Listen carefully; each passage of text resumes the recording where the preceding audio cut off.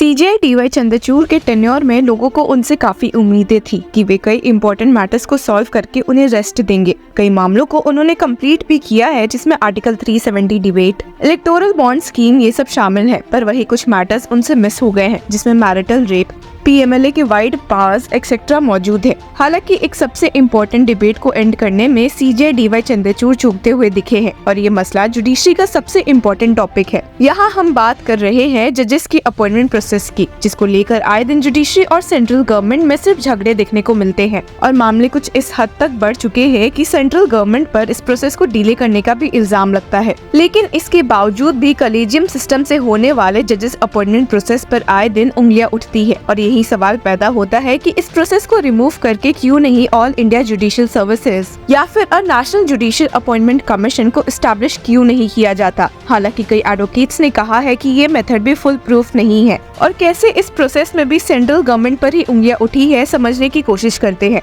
अभी इस मामले को और हवा मिली थी जब सीनियर एडवोकेट सिद्धार्थ लूथरा ने कॉलेजियम सिस्टम को फटकारते हुए कह दिया था कि उसके दिन खत्म हो चुके हैं और एक दूसरे न्यू सिस्टम की सख्त जरूरत है। अब जहां कॉलेजियम सिस्टम को हटाकर सेंटर द्वारा प्रपोज्ड एनजेएसी की ही डिमांड लोगों में देखने को मिलती है, वही कुछ समय पहले supreme court bar association president और सीनियर एडवोकेट कपिल सिब्बल ने इसके सख्त खिलाफ कहा था। जी हाँ, आपने सही सुना। असल में सिब्बल ने कहा था कि ये न्यू प्रोसेस एक डिजास्टर से कम नहीं होगा और ऐड किया था कि this would be an absolute disaster because if you have a judicial service for district जजेस, अल्टीमेटली वो are going to appoint them, which जज will go where, it can't be decided by the government. Interesting बात तो ये भी है कि CJI D Y Chandrachud और प्रेसिडेंट डॉक्टर द्रौपदी मुर्मू दोनों ने रिसेंट टाइम्स में नेशनल लेवल रिक्रूटमेंट ऑफ जजेस फॉर द डिस्ट्रिक्ट जुडिशरी के फेवर में कहा था। जहां ये बात सीजेआई डीवाई चंद्रचूड़ ने कई इवेंट्स में कही थी, इस बात पर जोर देते हुए कि जुडिशरी का बैकबोन डिस्ट्रिक्ट जजेस हैं। वही लास्ट ईयर दिसंबर में president of India doctor Droupadi Murmu ने सिलेक्शन ऑफ जजेस through a nation wide all India judicial services examination की बात उठाई थी। पर बात ऐसी है कि सेंट्रल लेवल पर एक जुडिशियल एग्जाम होने के भी काफी ड्रॉबैक्स है, जो काफी बार ऑलरेडी हाईलाइट किए जा चुके हैं। अभी आपको बता दें कि डिस्ट्रिक्ट जजेस की सिलेक्शन स्टेट लेवल एग्जाम के थ्रू होती है और इसी को सेंट्रल लेवल पर करने की बात सामने आ रही है। और यहीं पर एक इंटरेस्टिंग सवाल उठता है कि मान भी लेते हैं कि अगर AIJS फॉर्म किया जाता है तो भला सेंट्रल बॉडी द्वारा जजेस को अपॉइंट करना जुडिशियल इंडिपेंडेंस की कितनी श्योरिटी देता है।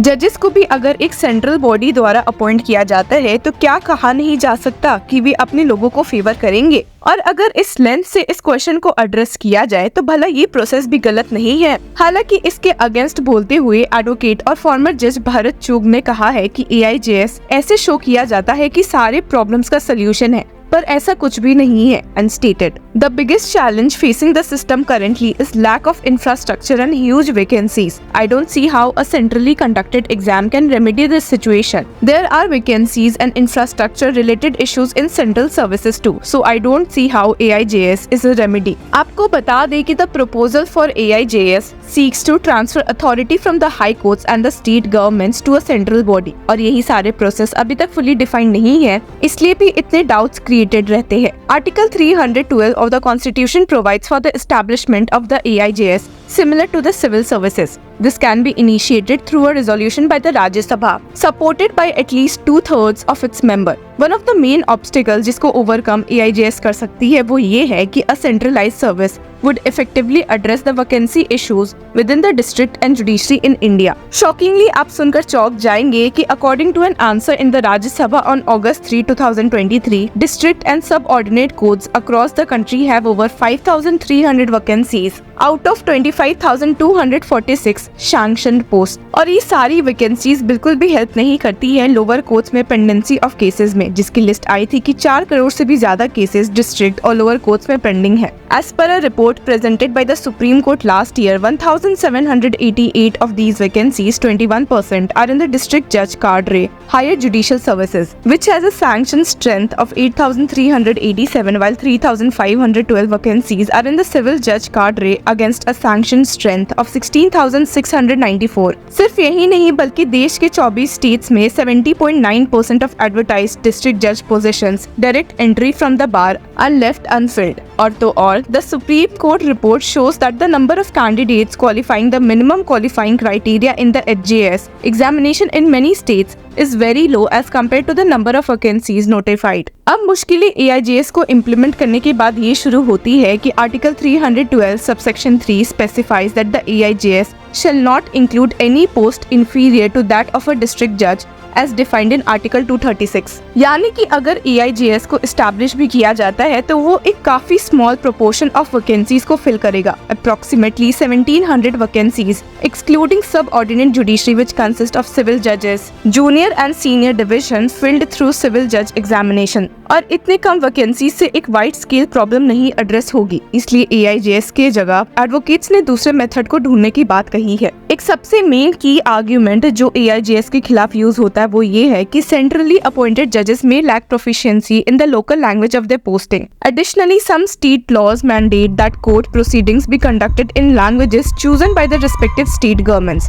Some high courts even conduct proceedings in Hindi. और ऐसे में अगर एक दूसरे स्टेट का लोकल किसी और स्टेट में अपॉइंट होता है जहां रीजनल लैंग्वेजेस की ज्यादा नीड है, तो ऐसे में उस कैंडिडेट को मुश्किलें फेस करनी पड़ेगी। इस मामले में सीनियर एडवोकेट सिद्धार्थ लूथरा ने खुद ऐड किया है कि given the diverse state laws, regulations and court languages, it is crucial for trial court judges to be well versed in local specifics. While an all India judicial service can attract diverse talent, it is important to consider regional factors such as language, rules and regulations when making appointments and allocating cadres. इस मामले में अपनी बात रखते हुए advocate Vikram Hegde ने भी कहा है कि all India services are anti federal in nature, इसलिए भी क्योंकि ये सेंट्रलाइज्ड गवर्नेंस सिस्टम्स पर ज्यादा फोकस करती है और स्टेट को दबाने की कोशिश करती है। He added, the district judiciary interacts directly with the public more than high courts and supreme court, handling crucial matters and requiring knowledge of local languages, customs and law. If district judges are transferred to areas where they lack familiarity with these aspects, it could undermine judicial effectiveness and justice quality, leading to regional imbalances in judicial representation.